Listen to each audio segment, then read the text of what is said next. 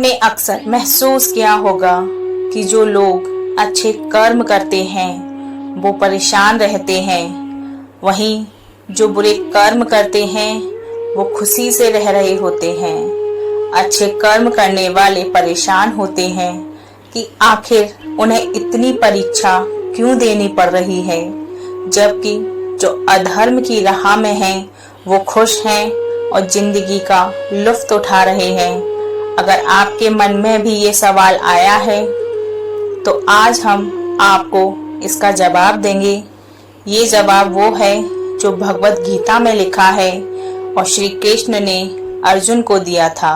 भगवत गीता में वर्णित कथा के अनुसार जब भी अर्जुन के मन में कोई दुविधा होती थी तो वे श्री कृष्ण के पास पहुंच जाते थे। एक बार की बात है, अर्जुन भगवान श्री कृष्ण के समीप आकर कहा कि वो दुविधा में है और इसका जवाब वो श्री कृष्ण से चाहते हैं। श्री कृष्ण ने पूछा कि क्या सवाल है। अर्जुन ने कहा, मुझे ये जानना है कि अच्छे लोगों के साथ हमेशा बुरा ही क्यों होता है, वहीं बुरे लोग खुशहाल दिखते हैं। अर्जुन के मुंह से ऐसी बातें सुनकर श्री कृष्ण मुस्कुराए और कहा, मनुष्य जैसा सोचता है और महसूस करता है वैसा कुछ नहीं होता है, बल्कि अज्ञानता की वजह से वो सच्चाई नहीं समझ पाता है। अर्जुन उनकी ये बात समझ नहीं पाए और इसके बाद श्री कृष्ण ने क्या कहा वो जानते हैं। श्री कृष्ण ने अर्जुन से कहा, पार्थ, मैं तुम्हें एक कथा सुनाता हूँ, उसे सुनकर तुम समझ जाओगे कि हर प्राणी को उसके कर्म के हिसाब से ही फल मिलता है। प्रकृति हर किसी को अपनी राह चुनने का मौका देती है। अब वो मनुष्य की इच्छा पर निर्भर करता है कि उसे धर्म की राह चुननी है या अधर्म की। कथा शुरू करते हुए श्री कृष्ण ने कहा, एक नगर में दो पुरुष रहा करते थे। एक पुरुष व्यापारी था जिसके जीवन में धर्म की बहुत महत्वता थी। वो पूजा पाठ में यकीन रखता था। वो हर रोज मंदिर जाता था और दान धर्म भी किया करता था और हर रोज भगवान की पूजा करता था। वहीं दूसरा पुरुष बिल्कुल विपरीत था। वो हर रोज मंदिर तो जाता था लेकिन पूजा करने नहीं, बल्कि मंदिर के बाहर से जूते चप्पल चुराने। उसे दान और धर्म से कोई लेना देना नहीं था। समय बीतता गया और एक दिन बहुत जोर की बारिश हो रही थी। इस वजह से मंदिर में पुजारी के अलावा कोई नहीं था। ये बात जब दूसरे पुरुष को पता चली तो उसने कहा कि ये सही मौका है मंदिर का धन चुराने का।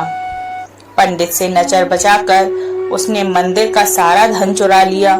उसी समय धर्म कर्म में विश्वास रखने वाला व्यक्ति भी मंदिर पहुंचा। दुर्भाग्य से मंदिर के पुजारी ने उसे ही चोर समझ लिया और चिल्लाने लगे। वहां लोग एकत्र हो गए और उसे बहुत मारा। किसी तरह वो बचते बचाते वहां से तो निकला तो दुर्भाग्य ने उसका साथ वहां भी नहीं छोड़ा। मंदिर के बाहर वो एक गाड़ी से टकरा गया और घायल हो गया। फिर वो व्यापारी लंगड़ाते हुए घर जाने लगा तो रास्ते में उसकी मुलाकात उस पुरुष से हुई जिसने मंदिर से धन चुराया था।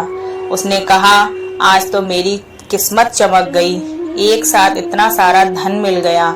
ये सब देखकर उसे बहुत बुरा लगा और उसने अपने घर से भगवान की तस्वीरें निकाल दी।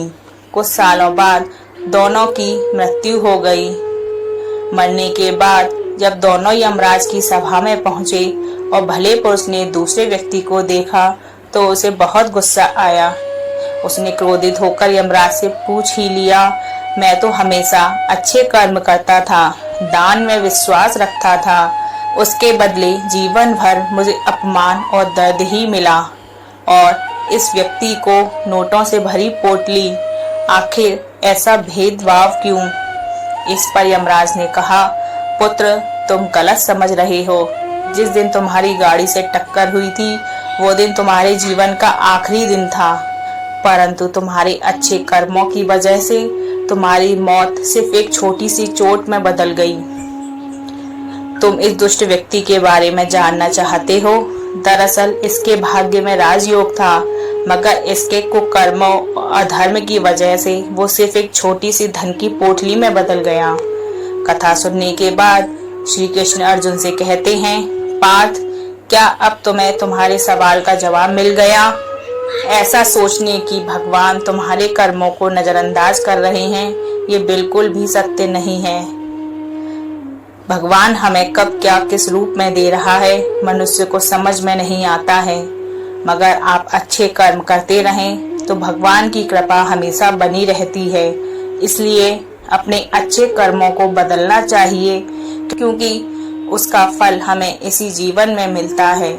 इसलिए मनुष्य का फर्ज है कि वो हमेशा अच्छे कर्म करते रहे, क्योंकि श्री कृष्ण ने गीता में भी बताया है कि किसी के द्वारा किया गया कर्म बेकार नहीं जाता है, चाहे वो अच्छा हो या बुरा।